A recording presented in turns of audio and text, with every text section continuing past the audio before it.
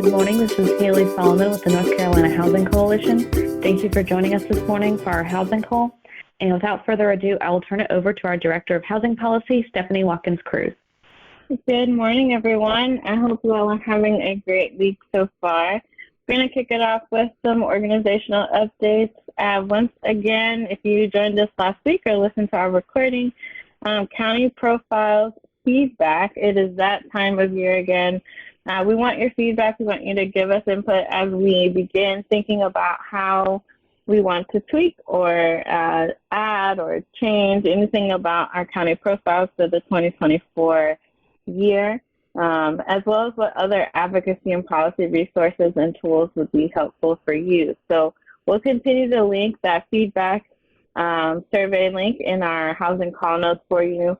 That will be open until October 20th. So you have a bunch of time. We also just put out a housing minute about it, so you may have seen us talking about it. But it'll just take a few minutes, so whenever you get the chance, make sure to do so. We also want to remind you that you can still register for our North Carolina Housing Works Conference, October 23rd to the 24th, happening at the Raleigh Convention Center. Early bird registration closes on September 22nd. So we'll continue to include the registration link and the link to the conference website in our call notes as well. Federal updates. August recess has come to a close. So the Senate returned last week and the House returned this week. They do need to pass a fiscal 24 spending package or a continuing resolution by the end of the month when current funding expires. It seems like they are dedicated to avoiding a government shutdown, and so it seems likely that they're on board with trying to figure out how to get to a continuing resolution. So we're going to link a few ways you can continue to engage with folks about the importance of making sure that the federal funding for housing at the federal level stays as intact as possible. State legislative updates. We wish we had a budget for y'all. We were hoping that it would be out yesterday. Unfortunately, conversations seem to be continuing, and sort of the main source of pullback, which you've seen probably in a lot of different articles, is the topic of casinos. So that continues to delay sort of the budget timeline, but we are trying to remain hopeful that we will get a budget soon. Moving to local community updates. So on the western part of the state, last night, the Buncombe County Commissioners allocated the last of their remaining ARPA funds, which included an additional $4.5 million towards affordable housing and homelessness support services. Of the total $5.7 million in ARPA funds the county received over the last 2 years, more than $7 million was allocated for affordable housing and $5 million was allocated for homelessness services. The Westside Community Land Trust in Charlotte recently purchased 32 homes in the Hoskins neighborhood. The land trust found out that one landlord was planning to sell 32 homes in the neighborhood, and after concerns of displacement, the Mecklenburg County Board of Commissioners unanimously voted to allocate $6 million in ARPA funds to make the acquisition of the 32 homes possible. So great example of just the impact of local government and interventions in affordable housing, both development and preservation, using different sources of funding. There's also a groundbreaking that will happen on the new site of a former car dealership in Salisbury. So last week, the HUD of North Carolina's field office hosted a groundbreaking for the planned adaptive reuse and new construction of an affordable senior housing project at the site off of Highway 70 near downtown Salisbury. It will be 64 affordable apartments for seniors, and the development will actually be 100% co-owned by a council on aging out of Florida that was really excited to expand outside of the state. It'll be co-owned by that council on aging and the Mid-Atlantic Foundation, which is based in Goldsboro. 36 of those units will be under the Section 202 program, and the other remaining 28 units will be LIHTC units for seniors earning no more than 60% of the area median income. So really cool partnership that formed there. Moving towards the eastern part of the state, some Nash County homeowners can apply for home repair grants. A recent article in the Spring Hope Enterprise highlighted Nash County's urgent repair program, which is accepting applications through the end of the week.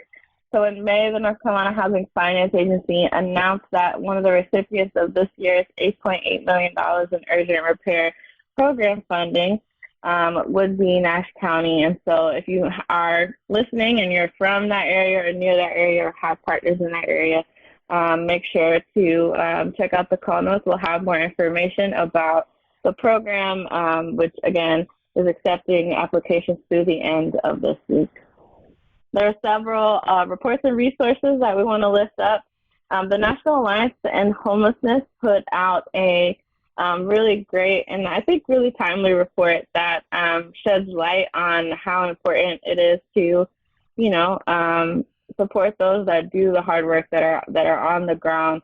So new estimates in this report suggest that about $4.8 billion is needed to bring homeless services salaries into the modern era. So these are folks that are providing the services for the folks that are at risk of homelessness, are experiencing homelessness. And so in order to bring those salaries up to speed, some new estimates suggest that would be about $4.8 billion with a B. So just want to reiterate this. That's a huge number, and that's a big deal. The North Carolina Housing Finance Agency also put out a great piece around manufactured housing as an affordable and high-quality option for low-income households. So a great look into that particular housing type and the opportunities that lie there. Out of Novogradac, there's a piece on LIHTC households saying that more than half of LIHTC households earn 30% AMI or below per the new HUD LIHTC tenant data. So that's really interesting, and considering how difficult it is to serve and subsidize at such a deep level, I think that's a real testament to the need. Moving on to events. So this week on Wednesday, so tomorrow, at Fortnight Brewery, the North Carolina chapter of Women in Affordable Housing, they're holding their in-person session of speed meetings and between prospective mentors and mentees to try and connect some folks in the affordable housing industry. You can RSVP still, and there's a link in the call notes for you to be able to do so. So if you're interested in this mentorship meetup, check out the call notes. It's sure to be a great event.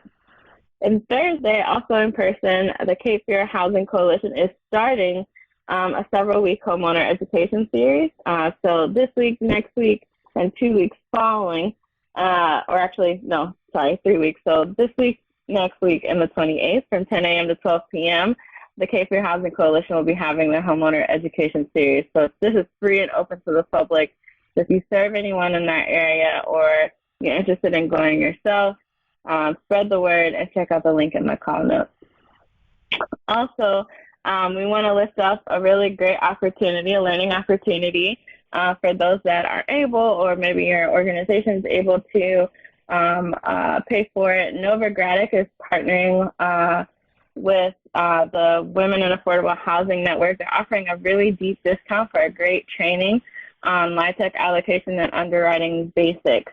So this is a virtual training opportunity. It's typically $600, and it's right around $290 with this discount. So this class will begin on the 5th of October and will continue weekly for a total of 6 90-minute sessions.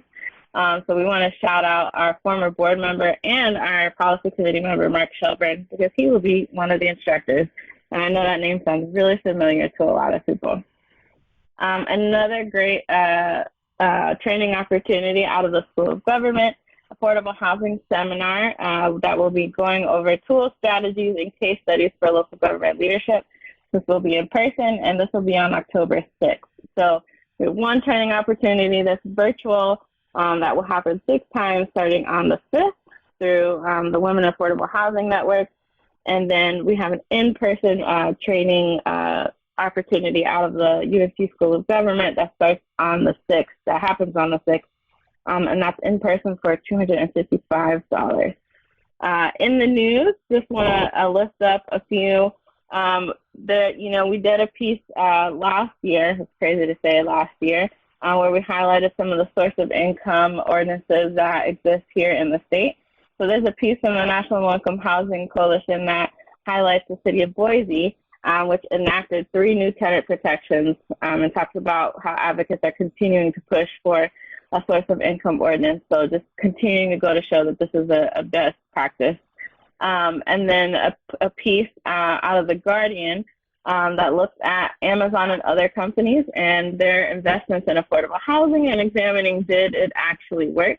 And then if you're in the Triangle area, a piece out of the Envy Week looking, just a refresher about the Durham's housing crisis, SCAD, and then the impacts that they're kind of estimating on the upcoming election. I hope you all have a great rest of your week. We promise to keep you posted on the hopeful eventual budget of our state. We are ready. We are standing by, ready for that information to come down the pipeline. And just, if you have any ideas or questions or concerns or things that you really want us to address, let us know. The survey is also a great opportunity to do so. And as always, have a great rest of your week, and we'll talk to you next time.